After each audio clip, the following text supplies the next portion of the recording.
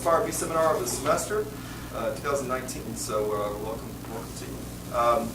Hopefully we're going to have a long, wonderful series of talks through the semester on Friday, same room as now, all the way through December. So we've got, like I said, hopefully some of you have seen the schedule. It's out there, and you can kind of look and see there's a variety of topics for professional development type things. But our theme for professional development this year is, or this semester I should say, is Adulting 101. So there's going to be some, you guys can come back and be a part of that as well. That could mean anything. Yeah, I know. It's like I'm not buying a house, and all those kind of things that that you have to do to be an adult, I guess. So. I'm going to be listening carefully as well. Right. In 2 weeks, we've got automobile maintenance. Yeah. We've got investing 101. We've got personal finance. We've got buying a house. We've got nutrition. We've got good stuff. Yeah, all this, on a budget. Nutrition on a budget. Right. So, Yes, exactly. Very focused on the college. We're doing it right before Thanksgiving. Oh. So Right. how to throw Thanksgiving on this much money. So come back, bring a friend, join us for that. I do want to say that we have a schedule here, or I'm sorry, not a schedule, a sign-up sheet. So if you haven't already done it, if you have, then go ahead and pass it along. Make sure we get your name on there and kind of keep track of who all's coming and being here. Particularly if you're in the class that we have associated with this, make sure that you're on there. I don't know, have you had a chance to interact with anybody in the class yet? I sent out an announcement to everybody, but I haven't interacted with them personally yet. So maybe we should say at the end of the session today, maybe we have a chance to sit and talk. Yeah, people who are enrolled in the class, hang out with me over in the corner for just a few minutes, and when we're done. We'll talk logistics on that kind of stuff. So Cool. all right. Well, without further ado, I'm going to go ahead. We have a panel discussion today, and it's really about what do you need to be thinking about doing now while you're preparing for how you might position yourself well for an internship or a position down the road. And so we have some industry people here today that we're going to have be able to hear their story, but also give you some advice and maybe answer some questions for what you might have along the way. So this is kind of a good place to kick off the year with some good ideas about what you can be doing to prepare that. So I'm going to introduce the panel. I'm going to introduce them individually, and I maybe have a chance to sort of tell a little bit about yourself as we go along. So I'll start. This is Dr. Addie Waxman. She's from 1-4 group here in town, and you can tell a little bit about yourself.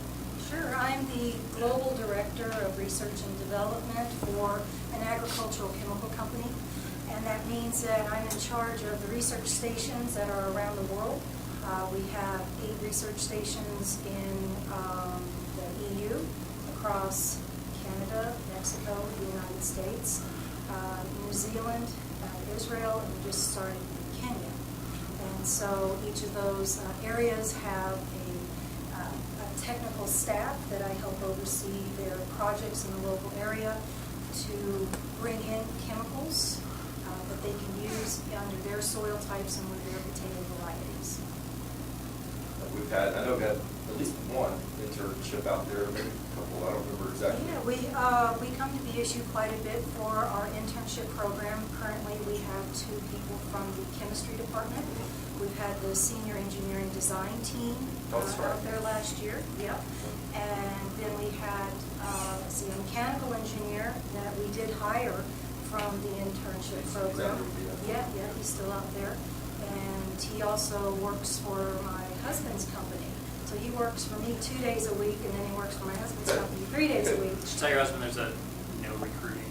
He recruits at our Christmas party, yeah, the people I've already vetted. We work quite a bit with Boise State. Yeah, that's very good. Yeah, kind of gig economy sounds like cool. All right, so next is Calvin Allen, and he's worked at quite a few different places, but currently works at DECT. DECT. I believe that's in Haley, right? Yeah, it's in Ketchum proper. Okay, Ketchum. Yeah, it's one of the few companies that's actually in Ketchum. Yeah, it's a great place to live and work, and I feel fortunate to have found a job there. But I went to Boise State for my undergrad and my grad. I've always done some form of product development. I think that's why you guys like dragging me in, is I've covered a lot of industries. I think fresh out of grad school, I worked at the New Product Development Lab for a while, and then I got into robotic toys, some outdoor equipment. I probably have 7 years experience, 7 or 8, doing medical device design. And now I'm back working for a smaller company. DECT is 35 people total. About half of that is in Ketchum. The other half is in the Midwest, outside of Detroit. We do all our manufacturing in the U.S. I think the only part, so our main product right now is a big drawer system for the back of pickup trucks. You basically drop the tailgate and you have these big roll head drawer systems. And I think the only part we import are the rubber wheels on the drawers, but everything else is molded, bent, welded in the Midwest. So it's a pretty fun company. But Very cool. yeah, it's a blast. Great, thank you. All right, and next is Tom Seminar, and he is at Cascade Engineering, also alumni, back 2012. somewhere back there. Yep. So tell us about you, Tom. Yeah, so I am a fairly recent alumni, at least it still feels like it, and I've had 2 different engineering roles so far. One of them was in design for refrigeration systems, and now I'm in industrial energy efficiency. If anybody's heard or talked to anyone involved with the IAC, or the Industrial Assessment Center that John Gardner runs here, it's kind of like a professional version of that. So we provide energy audits and analysis and reporting for efficiency projects to any large electric utilities customers, and it's been really enjoyable so far. It's a good place to work, and we've hired several people out of BSU in the past, and so hopefully I can provide some insight. Okay, very good. All right, and on the far end down there, we have Corey Luce from DC Engineering, and we've talked about the professional engineering exam a few minutes ago, but I also know several other people that work there with DC Engineering, and so I know that you guys have hired some had interns and even hired some, as I understand it. So tell us a little bit about you, Corey. Corey Luce, and I'm working in the energy services group at DC Engineering. DC Engineering is pretty much a full services consulting firm with mechanical, electrical, plumbing, refrigeration, structural, everything except for architecture. So they brought in me basically to support energy services for those projects. We're more of a supporting role for existing projects that, from the design side. So I know John because we're similar industries, but I don't know that we necessarily compete against each other. We're more supporting design projects versus just that direct going out and getting the energy work. But and I've been there for a little over 2 years, and we do have a number of BSU grads in our refrigeration department, which I work closely with because a lot of the energy work we do is with supermarkets. So obviously, refrigeration is a huge energy hog for supermarkets. And then prior to that, I worked at a place locally called QTI, where we manufactured temperature sensors. There again, I was director of engineering there for about 5 years. So we recruited pretty heavily as far as anytime we needed a position, we came to BSU for an internship and tried to roll that into full-time employment as much as we could. So I was able to work with a lot of young engineers getting into the business there. But I guess also, so I have a little bit of perspective from the manufacturing world as well as the consulting world. They're completely different in my opinion. Right. So I think you get it. I definitely enjoy the consulting world more than I do the manufacturing, but I know that's each individual kind of work that they look into. And then I think a third element is R&D, where I've done a little bit of that at INL as well. So I've kind of covered a little bit of the 3 kind of main engineering principles or avenues. So I guess that's about me and why I'm here today. Very good. Yeah, I've heard Dustin talk a little bit about that consulting mentality. Dustin Lilly talked about that before. So it's always, he really emphasizes that kind of a different approach than maybe some of the other things that you might do. So, very good. Thank you for pointing that out. All right, so anybody been an internship already? Nobody? Nobody's had an intern? Anybody want one? You had one? Yeah. You had one already? 1 year. Not a, was it engineering? Yeah, it was for a cell phone company, East Oregon. Exactly. Yeah. Okay. I didn't know your face, so good to see you. All right, so we have some interest. Everybody, the people that haven't had an internship yet, they really are interested in it. It's pretty important. I mean, I would have guessed that you guys all agree that internships are pretty important. So part of what you're doing now is first week of school, you're probably getting yourself ready for classes and all that kind of stuff. But I think, I don't know, hopefully you're thinking to yourself, what do I need to do to get myself in a position to be able to go and work for one of these outstanding companies? Is that fair to say? So, and let's see, seniors, sophomores, juniors, anybody else? Any grad students in here? Grad student? Okay. All right, so mostly upperclassmen, I would say. So put yourself in the student's shoes for a second. What would you be doing in the first week of school? Thinking about how would you be preparing for maybe an internship? How would you see that? What would you be doing? Think about how do you get yourself ready to apply for one? Does that make sense? I mean, I know they all nodded when you're like, internships are important, right? But maybe we start there. I think what I didn't realize when I was undergrad until I was actually interviewing people to work for me at different companies is that internships are pretty much the only thing that set you apart from your peers. When you're in undergrad, everybody's taking the same classes, right? So you're going to come out of school and you're going to have really boring resumes. They're all going to say like fluids and machinism, and that's to be expected. What really sets you apart is what you've done that you didn't have to do, right?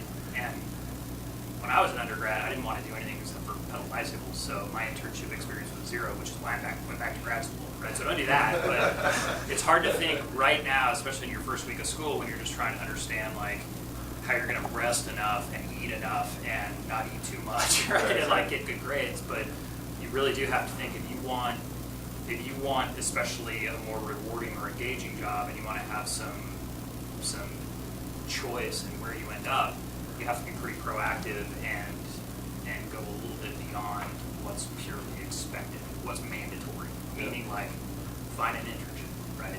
Maybe we start there. Yeah, I think that's a maybe great you place guys to agree start. with that. Yeah, the relevance, really. Yeah. Why does it even matter? Yeah.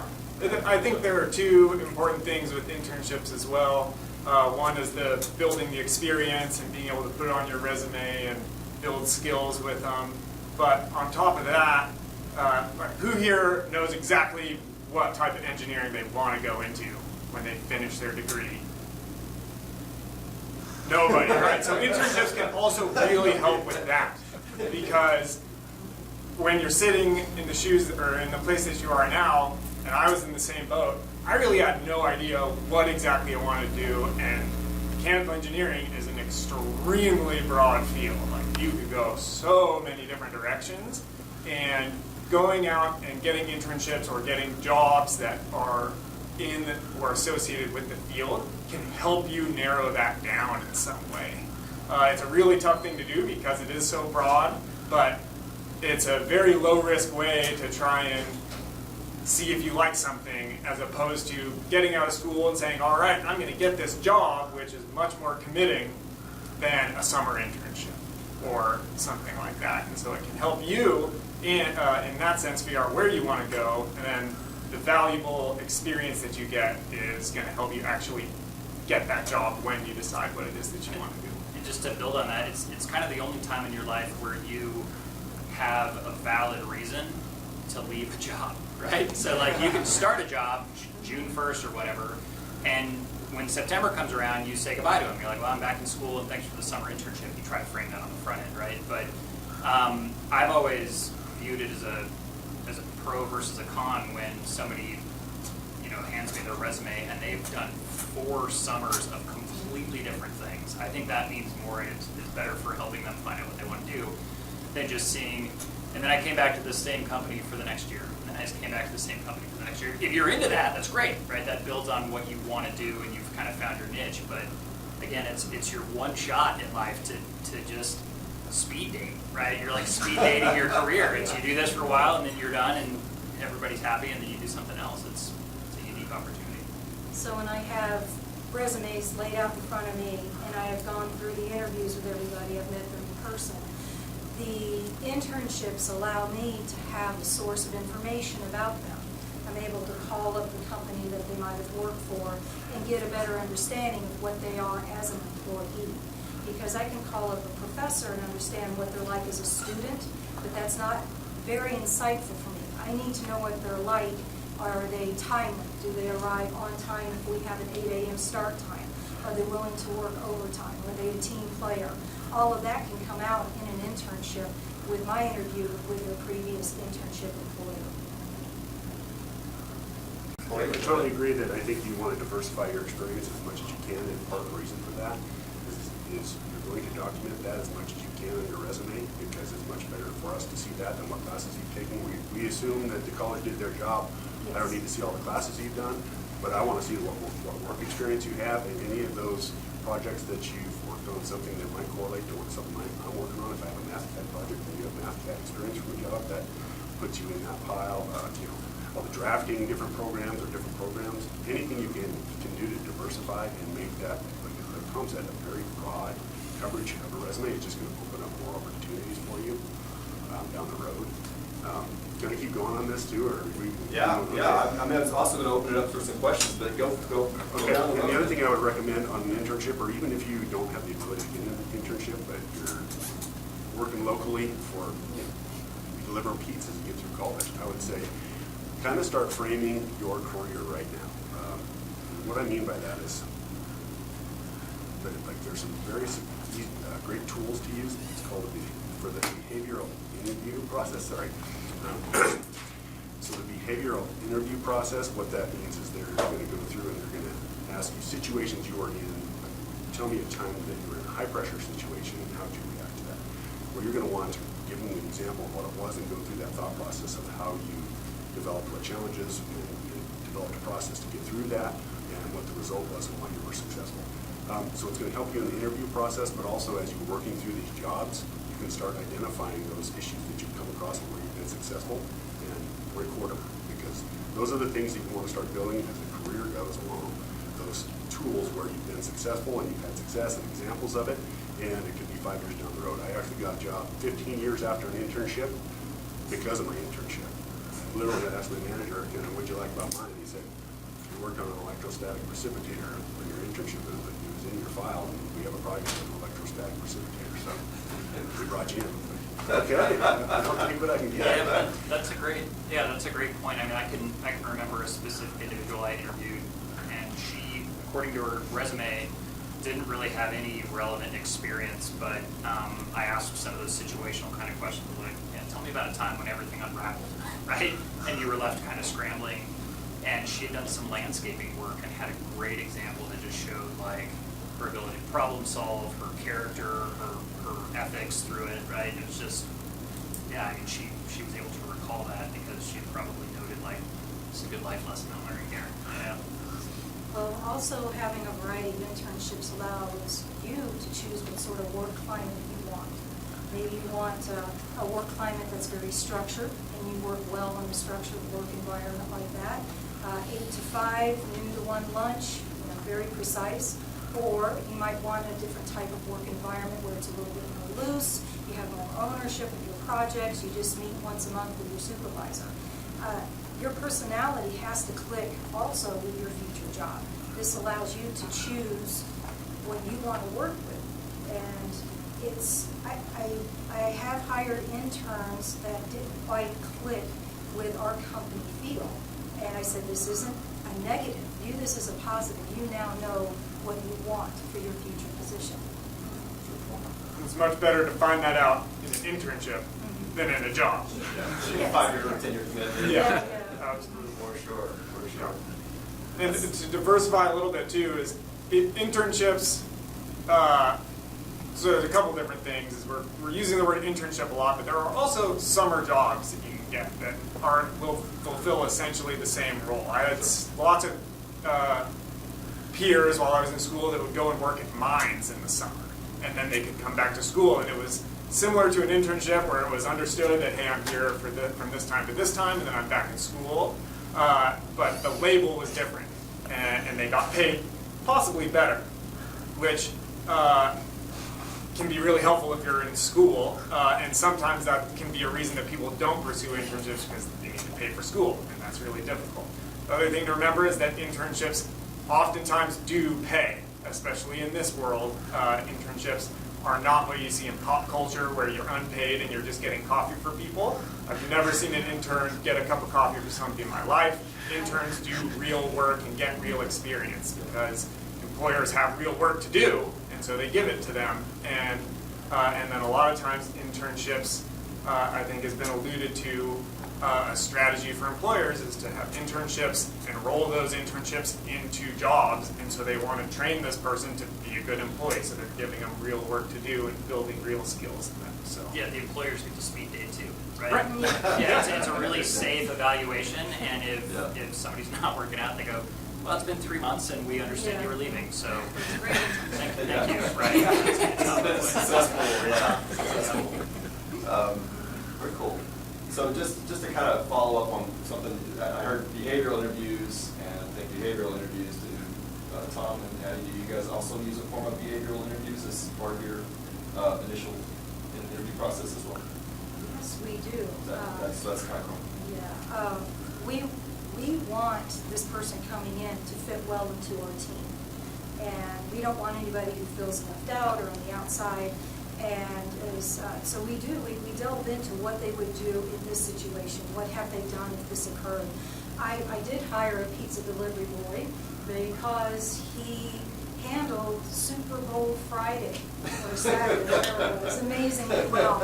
And he said that he was running constantly and filling his car full of pizza to get it there in a timely fashion, fully organized. He was even color coding based on different streets. And I was like, well, that's pretty impressive. I like that he was creative to get the job done.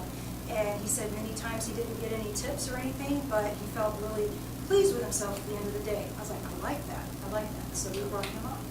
And that was the only work experience he had. Really fun.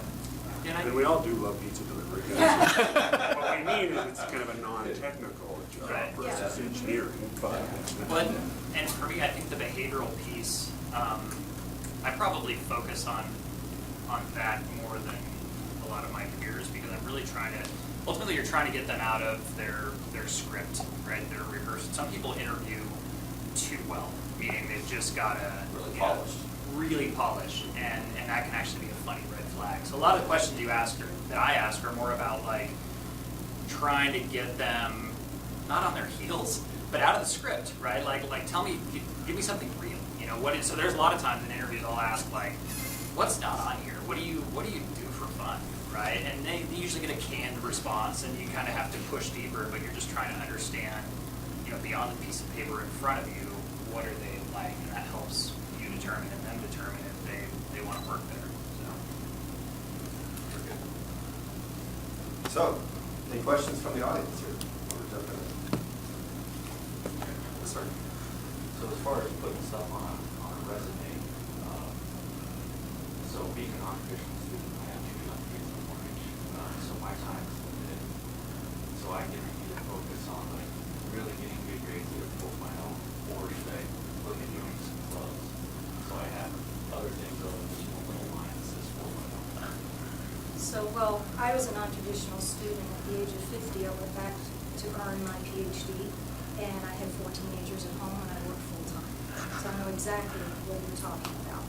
And I actually value non-traditional students so much more, because I know their plate is already full, and you squeeze this education onto an already full plate.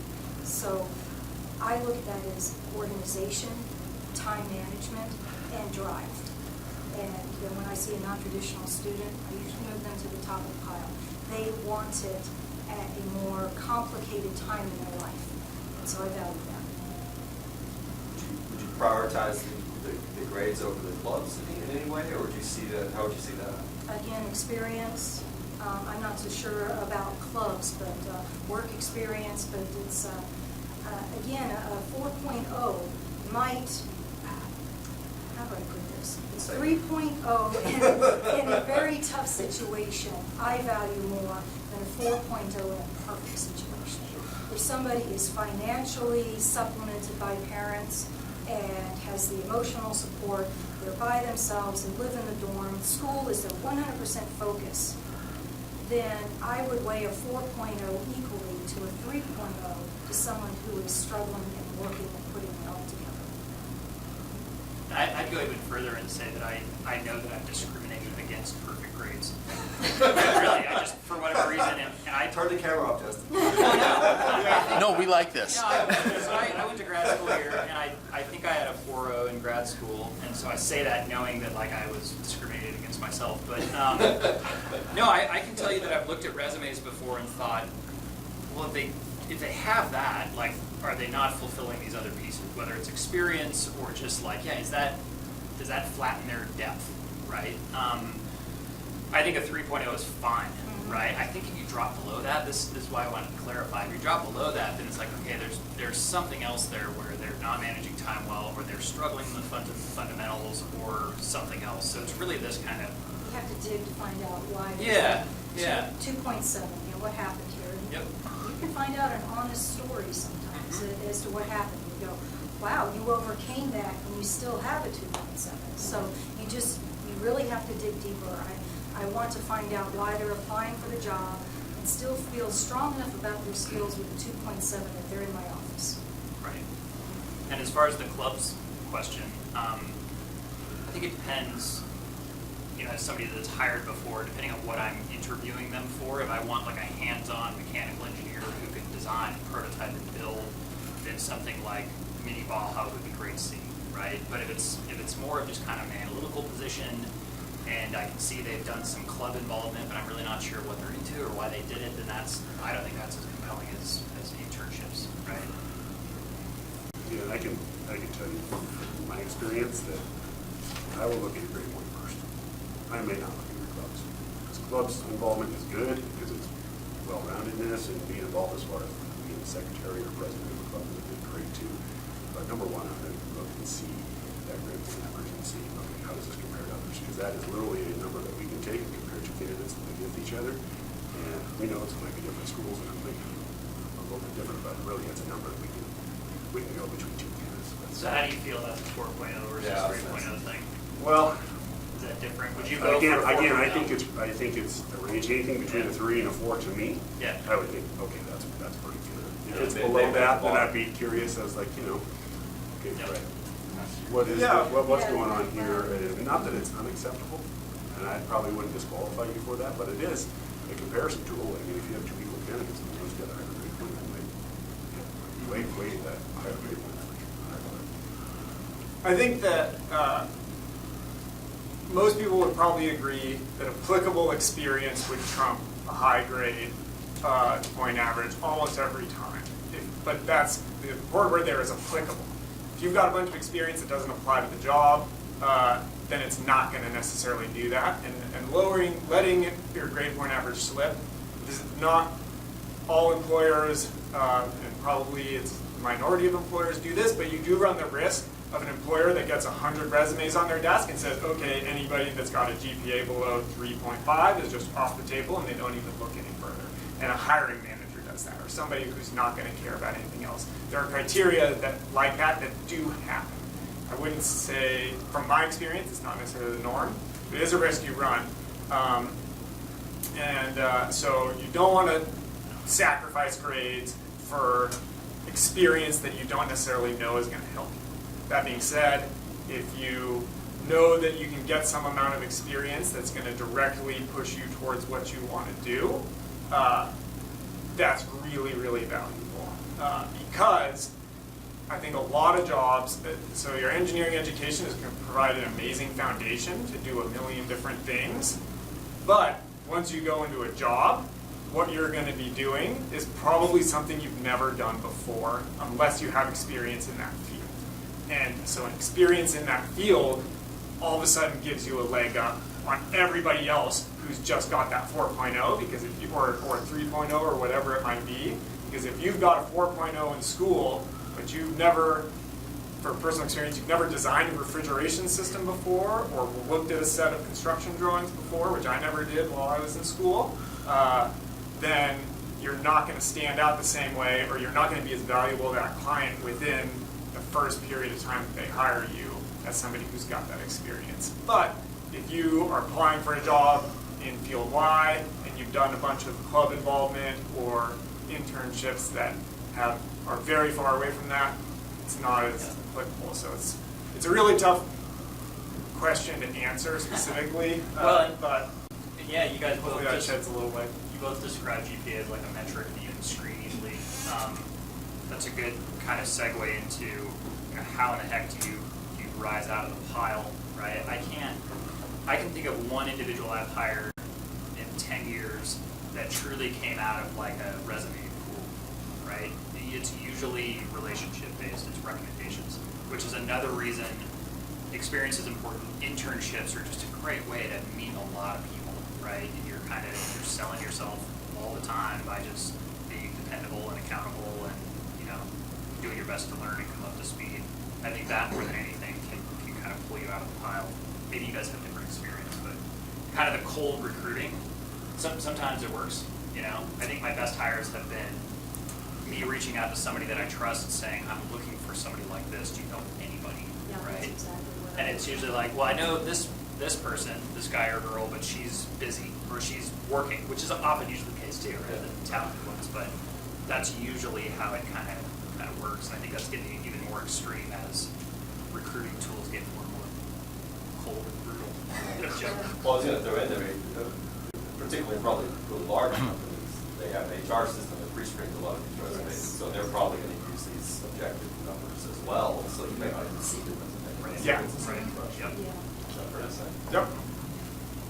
Yeah, absolutely. Anthony? So I'm about to graduate in December, and so what strategy do you guys have, like how to like expedite the process to land the entry level fast? Like when is the best time to look for a job? As soon as possible. Yeah. There's nothing wrong with landing your job right now and telling them I graduated this time and starting the following Monday. There's nothing wrong with getting the ball rolling and starting as soon as possible. Yes, I would say as soon as possible. Start now. Yeah. Yes. This is going to come up again probably in your investing or savings one because the mantra is the same, but the best time to start looking for a job is today, and the second best time is tomorrow. Start doing it right away. And if you're a student and you're in grad school, they're going to see that really clearly, and they're going to know, okay, this person couldn't start full time, or maybe not at all until this date. But I think just to bound that a little bit, if you're a year out, because I've interviewed some individuals and then it's like, well, I'm not done with school for another year and I already have these internships lined up, and it's like, well, why are you here? You know, so it's like there's kind of a window, but like 3 to 6 months is not too far out, really. I've identified some individuals that I wanted to hire, and they said, great, I'm done in 4 months, and we signed an offer. We'll see you in 4 months and 1 day, right? Yeah, right before I came here, my husband called me up from, he owns his own company as well, and confirmed with me that he's hired somebody who graduates in May. Yes, yeah, and we understand that he's starting in May, but it's from an internship that he did 2 years ago. We called him back up, said our current electrical engineer has just left, and we understand that he'll be finishing his graduate degree down in Arizona. Would you like to come to us? And so, and we know he's not graduating until May, but he did good work for us 2 years ago. So why go out into the big pool looking for someone when we had success already? So we sent him an offer at 11 a.m. this morning. Oh, wow. Okay. And that was a spring grad, basically? Yes, yeah. Okay, so Anthony's a fall grad, but we do. The same thing. Yeah, basically, we're doing spring grad. Okay. Yes, we had a few of those. Sometimes some opportunities will open up too, where they'll kind of work with you and phase you in. You know, it's like, okay, if you can come work 5 hours a week to Yes. start getting through some of the training, or we can start you off on some of these projects, that just kind of gives you a leg up for when you actually start that job too. So, I mean, there's some options out there. I just don't think you have a whole lot to lose by trying, you know. Okay, and then should we just apply online, like, or just like, because like I know like networking is the best method, but for example, for someone who maybe not a lot of networking, so what's the best method to well, Indeed, LinkedIn, or whatever, that's the biggest things. Let's see, Indeed does an excellent job. You just have to put in the keywords and expand on the keywords. Don't be too specific. What would you like to do in addition to what you're doing? That has worked really well in the past. But also, for instance, my daughter graduated from the University of Idaho Plant Biotechnology. She went to all of her professors and said, I'm looking for work. When someone calls you up and says, do you have anyone who would like to work, remember my name. And she currently works for Syngenta right now based upon a professor referral. I can get those kind of calls, probably need to. Yeah, Pretty I regularly. think that's great advice. Yeah, go to your professors. I would say, was Leandra left, didn't she? Yep.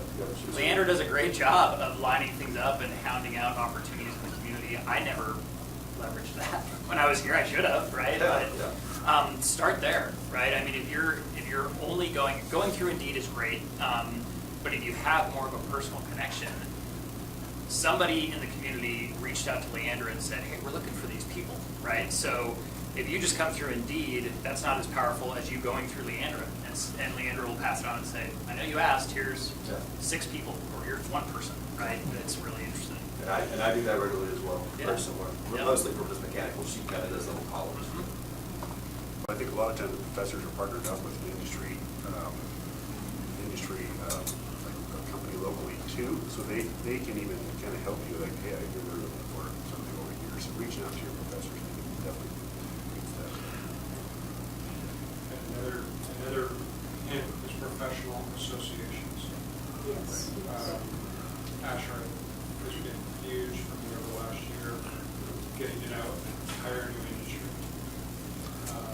Idaho Aerospace Alliance, all kinds of different associations. If you don't have a foot in the door in the industry, you don't know somebody working for a company like that, that's the number one way to start. Walk in the room, start talking to mix with them. Yeah, I belong to the Potato Association of America. I'm in potatoes. And, but we have a jobs board, that we just had a meeting in July. We go and there's the old-fashioned jobs board with the jobs tacked up on the soft wall, yeah. And Actually tacked up. Actually tacked up, but everybody's there. You can Yeah. schedule the interview while you're there. And it's an old-fashioned way to do it, but yes, if they don't have any job experience, but they join the PAA, it's only $25 for students, then they can conduct the interview while they're at the location. So I would, yes, it's an excellent idea, associations. I'm guessing you both are DAS rating companies. Yeah. Well, they'll do, actually, that's monthly, just kind of mention their things where they'll let you just say, hey, everybody here, I'm looking for a job right now, if anybody's in need or something like that, they would let you broadcast that information once a month, which will help you. Yeah. And we've had students go to their local or regional conference the last couple of regional years. conferences in the spring, we've had huge turnout this Yeah, spring. who's the guy that we've been working with on that? With Brian or Wes. Wes. Stanfield. Yeah, Wes Stanfield. He's Now, good. President. He's the incoming president. Yeah. So those He's an will, alumni here. yeah, those will come out in a newsletter, so opportunity for us to subsidize you to go to these conferences and be able to interact with people. That's ASHRAE, but we certainly work with others. Yeah, and I can speak a little bit to ASHRAE, but any industry that you want to be a part of or have any interest in likely has an association, and it's probably got some sort of presence, maybe small here in Idaho. But one of the nice things about that is that being in Idaho, things are pretty informal, so you could come to one of those meetings and show up, and there's going to be people in the room that you can just introduce yourself to, say hello, potentially take some time at the meeting to say that you're looking for a job or ask around, and very quickly, I think you'd be surprised how one thing leads to another, especially at the moment, because it is, employers are looking for employees, and it's difficult to find them at the moment. So the odds are stacked in your favor right now. And it won't take too many pushes to tip the dominoes and get in the door somewhere. And go to job fairs related to that, right? That's a great place where employers that need help are looking for help. And again, it's your opportunity to kind of wander around and and meet people and see how they come across, because they usually don't. We have two coming up. The people who usually work at the job fairs, I mean, sometimes you'll get like a C-level exec. Usually it's just like a normal cog in the wheel at the company, right? You get a good cross-section of what are the people like that really work there, right? They'll usually, maybe they'll pull in an engineer and somebody from HR or something. So it's a good chance for you to kind of see what you like. And then the other thing, it kind of comes back to that internship or experience. If you already kind of know what you want, you can also start that way too.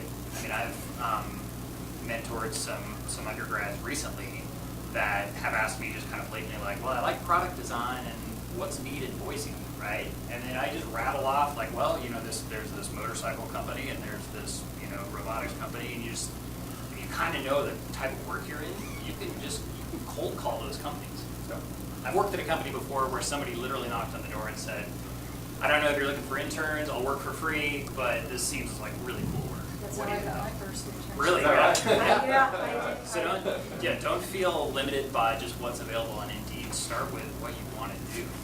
You know what you want to do.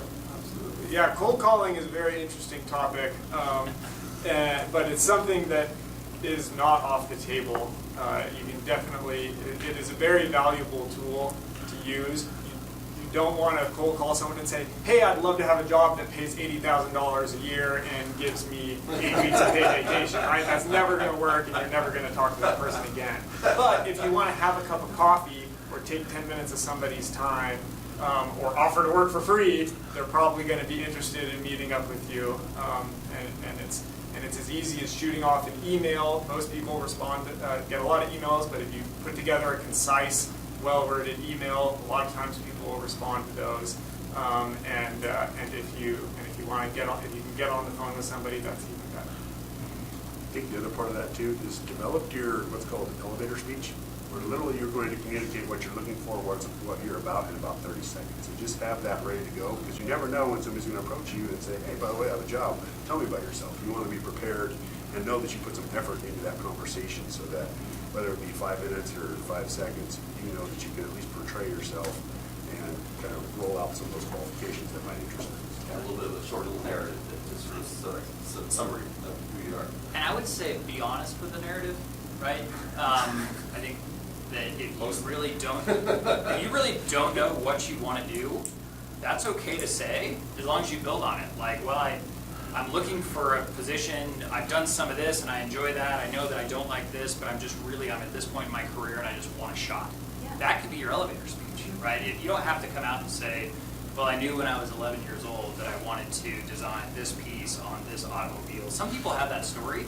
Some people claim they have that story, right? It's okay to just be honest and say, no, I've heard it go both ways, right? I've worked with people who just always knew, but I would just say, yeah, part of your elevator speech, all of it should be honest, but it's okay if you don't have the world figured out, So I have a question.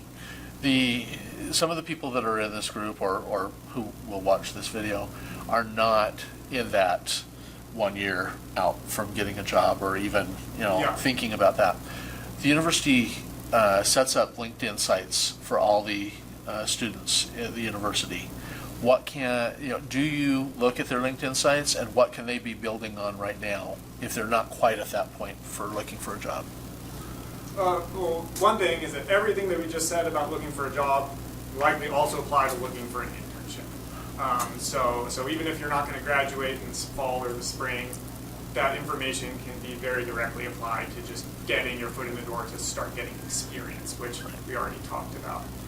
In terms of LinkedIn specifically, I would expect that most companies probably will end up, if you have a LinkedIn, they'll probably look at it. Most companies will likely type your name into Google and see what comes up. And normally, LinkedIn is going to be the first thing, and Facebook will be the second thing.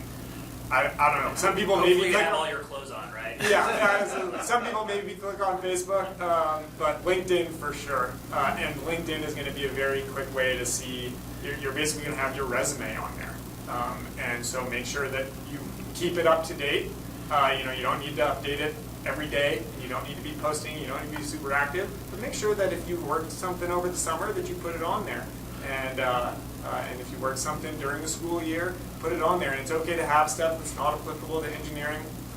Fill that up and just, it'll tell the story of your professional life or your experiential life. And then if you do have an interest that's specific, connect your LinkedIn to groups that relate. If you want to get into HVAC&R, follow ASHRAE on LinkedIn. If you worked with somebody specific, ask them to connect with you on LinkedIn so you've got these associations. Because very easily I could be hiring somebody, pull up their LinkedIn profile and see, oh, I know this person that knows them, I'm going to give them a call. And that makes it a big difference. If I can do that, as soon as I can call somebody that I trust, that can speak to a candidate's experience or qualities, that's like, immediately a huge advantage, assuming that person I called says good things. Yeah. So pay attention to that too. Make sure that anybody you list as a recommendation is a true recommendation.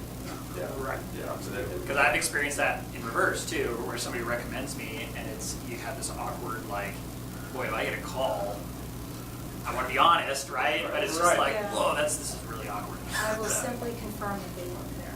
Yeah. If somebody calls me up and I don't have Yeah. much positive to say about them, yes, they worked here from this time to this time, thank you. Yeah. And I And hope if you that did that something bad, conveys- that's probably the best case scenario. Yeah. So That's my feeling. to go another level deeper, do good work, right? That generally is the foundation of all of this. It's like work hard and do good work and things will follow from that. And we recently went through phase 2 with someone interviewing for a position when HR pulled up their Facebook, called me up and said, no way. Yes, Really? yes. Something, he didn't tell me what it was, but he says, we're unable to hire this person. I thought, okay. I mean, I've heard stories about that as well. There was a story I remember about somebody that was working for a water company, or water equipment company, and it was during a drought, and they were doing like water slides out front for like a big thing. Right, yeah. And they were on Facebook, and this did not go well. Right, yeah. So, sort of told that, but yes. So I guess, Justin, to put a bow on that, I would say, I think we all agreed it's behooves the students or somebody looking for work to have at least a up-to-date LinkedIn profile. I think almost like the too polished interview thing, I think you can go overboard, right? But I think if you're listing your experience, and I think recommendations go a long ways, way more than I used to think they did. If somebody's like, back to the pizza delivery thing, if somebody writes you a recommendation and says like, boy, I've seen this person handle stress super well, and they seem really well organized and take a lot of pride in work regardless of the hourly rate. I mean, something like that, just like, oh, okay. Well, yeah, they don't have a lot of experience, but somebody believed in them enough to write a very positive review publicly. Yeah, and don't be afraid to solicit those. If you did good work for somebody, especially in an internship, and you're leaving, you can say, hey, it was really great working with you. I have this thing that's going to hopefully help build my future. Would you mind, if you have nice things to say or if you have something you can put down, taking a moment to do that? Because a lot of times, I imagine most people know, like with Yelp, you're way more likely to give a bad review to something than a good review. If I'm happy with something that happened in my life, I'm probably just going to be internally happy about it. But if something pissed me off, I'm going to go on and say, I don't like this, it's bad, right? So you likely will have to solicit those things, even if you are doing really good work. Very good. Other questions out there? Yes, sir. Graduate level, do you pay a lot of like publication or any speaking conferences, stuff like that? Publications? Yeah, citations, things like that as part of that. Well, I work in research, R&D, research and development. So if you are part of a team that published, or you are a published author yourself, then we do weigh that highly. Yes, because we want to publish ourselves, and we work with a number of universities whom we publish with. So someone who has that experience, it's pretty tricky to get a paper published. And so if you've got that experience, then you'll be a valuable member of the team. I think it depends on the industry you want to get into, because in my role in doing product development, a lot of tangible prototypes, citations and papers and having something published is less meaningful to me. I think something I've actually asked in interviews and before interviews is, hey, bring in a picture of something that you built at home to solve a problem that was annoying to you, or you just had an innovative solution to. That means more than a published paper for the kind of work that I do, right? I think it really depends on what you want to get into. It's definitely not going to hurt you in any way. Yeah. I think any accomplishment that you have, Yeah. notate that, because you are speaking to a wide audience, and I think any accomplishment, some may speak more loudly to some than others, but you just want to make sure you're, putting that on your all-star sheet, basically, as far as the resume goes. Along sort of the same line, I thought throughout this, so Corey has a PE. I don't remember. Hopefully in October. It's coming up, okay. And so there's a process of going through that licensure process that starts while you're in school. There's an exam called a Fundamentals of Engineering exam that you would normally take during school, and then a PE exam after that. Any thoughts on that professional pathway? Or you have a PE, so. Yeah, and I can speak to both worlds. From the manufacturing perspective, I don't believe it carries a whole lot of weight. It's always nice to have it on there, but the reality of it is not used in manufacturing very heavily. Once you get into the consulting world or government work, definitely that is a credential that is looked highly upon as far as that goes. So I do, especially at this level, if you don't know what you're going to do or not committed, I would recommend going at least through the FE process, just because that opens the door for the PE down the road. You're going to want to take that test immediately as close to college as possible, because that's the type of test, at least I'm speaking from a long time ago, that was a big change, but that's the kind of test it was, where it was testing a lot of that type of that knowledge, ability to solve those type of problems, where the PE is a little bit more broad and a little bit different there. So that's why they require that 4 years of work experience for the PE, because it is more related to that type of investment in it. So I guess that's my recommendation, just because if you decide to go down that path eventually, you're going to wish you had taken the FE. Yeah. So it's better to take it now while you're sort of fresh. 100%. And not wait a few years and decide later that you have to relearn all this stuff that you have in class now. Yeah, 100%. Take it. Take that FE. It doesn't matter what field you're going into. Like, unless you know for sure that you've got a job lined up, that you're never going to need to get your professional engineering license, take the FE when you're finishing school. If you don't take it right away, it's going to be way harder. And I've seen lots of people not take it right away and then just not end up doing it. They'll spend the next 2 years saying, oh, I got to do the FE, oh, I got to start studying, or whatever, and then they just never do it, because it gets way harder, especially once you're working full-time. And right when you finish college, you're going to be really good at taking hard tests, right? You're going to spend 4 years taking hard tests in engineering, and so you're going to be ready to take that test. It'll take a little extra effort, but do it. It's worth it. You'll be more ready. Yeah, you'll be more ready. You'll be more ready. And then you don't know, you likely won't know if your PE is going to be something that you will need or want right away. And so prep for it and take that, and it keeps that door open. Yeah, I highly recommend planning on taking that test as you graduate. I experienced the second. That's perfect. I took at the time, an EIT test back in '94. And I thought someday it'd be cool to be a licensed PE, but then like my career took off, and I'm not working for a government agency, don't matter, whatever. Lo and behold, I started working for BSU in 2014.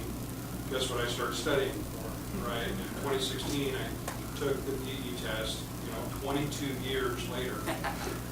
It was not on my radar, so you never know.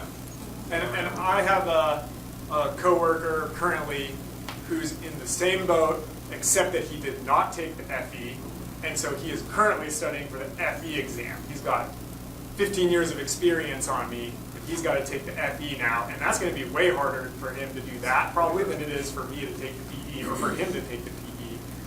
So yeah, do it now. It's worth it. And it's fun. It's a big, cool test. You get done with it, and you've got a bunch of your classmates that are there, and you all high five. You're like, oh, that was terrible. Right? I think I went outside and puked in the garbage. Yeah, it's worth it, for sure. Did you guys want to jump in on that one?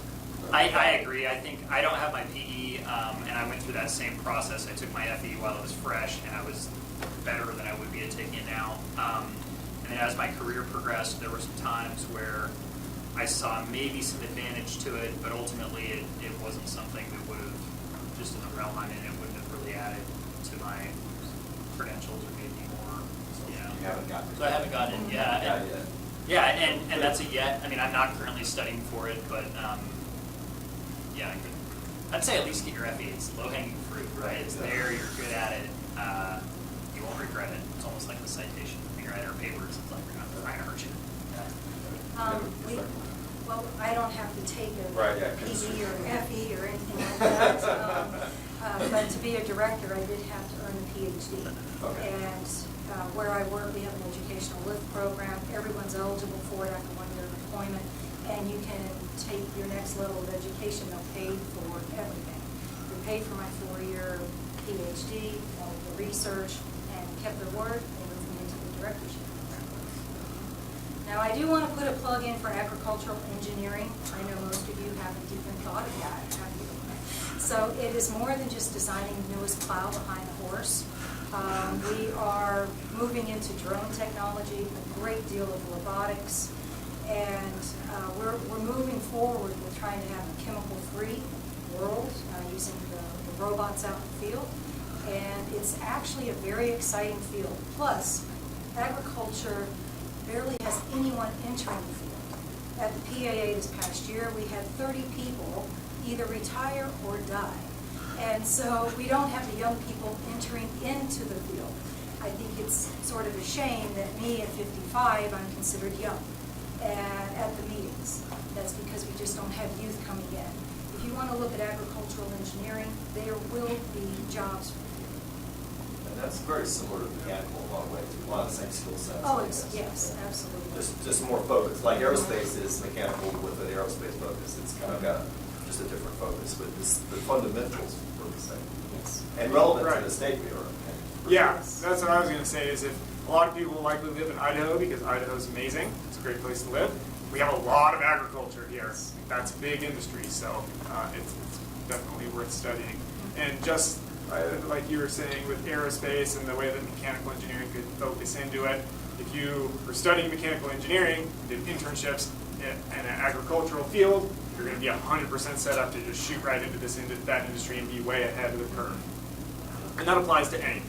If you're studying engineering, getting experience in that field, once you finish and you go into a place of employment, not only are you going to be more likely to get a job, you're going to get a better job, and you're going to have a just stronger career track because you're going to start ahead of the pack, which will be more fulfilling. You'll get to do cooler stuff.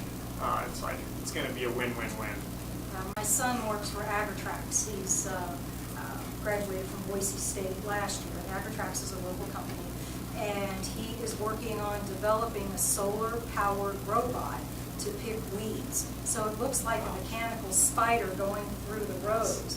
And he has to work with the sensory part so that the robot picks the weed and not the crop. And so you have to put into the computer program what the different weeds look like. I sat down with him one night and he says, I don't see the difference between the crop and the weed. And I was like, well, the weed has a red vein in it.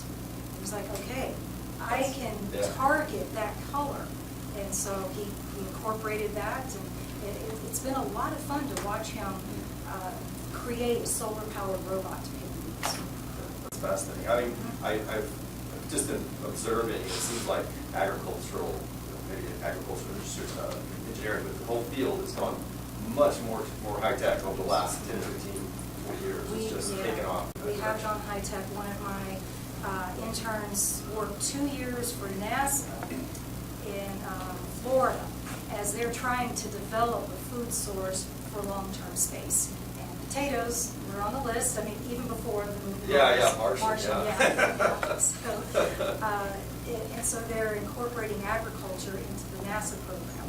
And since he came from a farm and had worked with us for 2 years in potatoes, he put his application in, he's like, I'm never going to get this. You know, I'm not going to an A-line school, I don't have a 4.0, but they pull it out because he worked in potatoes.